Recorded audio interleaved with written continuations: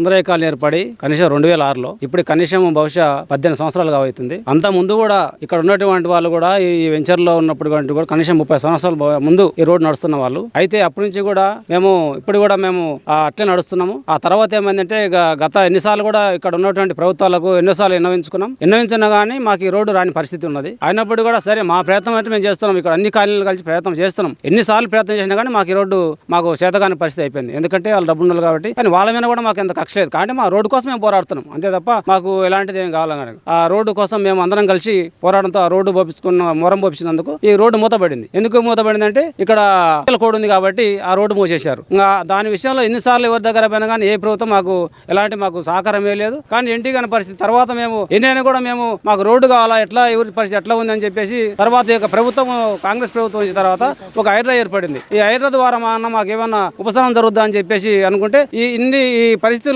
మాకు మత్యమోగాన్ అనేది హైడ్రా వాళ్ళని కలవడం జరిగింది. ఈ అందరి సమక్షంలో ఆమె కలిసింది. ఒక నెల లోపలనే మాకు ఈ హైడ్రా ద్వారా మాకు సమస్య క్లియర్ అయింది. అయితే ఇప్పుడు కూడా మేము ఎందుకు చేశానంటే ఇక్కడ ఆయన ఫోటో పెట్టుకొని మేము పాలాభిషేకం చేసుకున్నాం. ఎందుకంటే ఇక్కడ 7 కాలనీల ప్రజలందరికీ కూడా మాకు ఈ రోడ్డు వచ్చింది. అందరి పిల్లలు కూడా స్కూల్లో పోవడానికి ఏదైనా పనుల్లో పోవడానికి పొద్దున ఏదైనా చిన్న పనులు చేసుకుని పోయేటోళ్ళు అందరూ కూడా ఇక్కడ మొత్తం 90% కూడా SC/ST వాళ్ళు అన్ని కాలనీలు అన్ని కులాలు ఉన్నోళ్ళు కాబట్టి ఇక్కడ చాలా ఇబ్బంది ఉంది. ఇప్పుడైతే మాకు ఈ రోడ్డు రావడం వల్ల చాలా మాకు మేలు జరుగుతుంది. అందుకని ఇక్కడ రంగనాథ్ సార్ గారికి మేము ధన్యవాదాలు చెప్తూ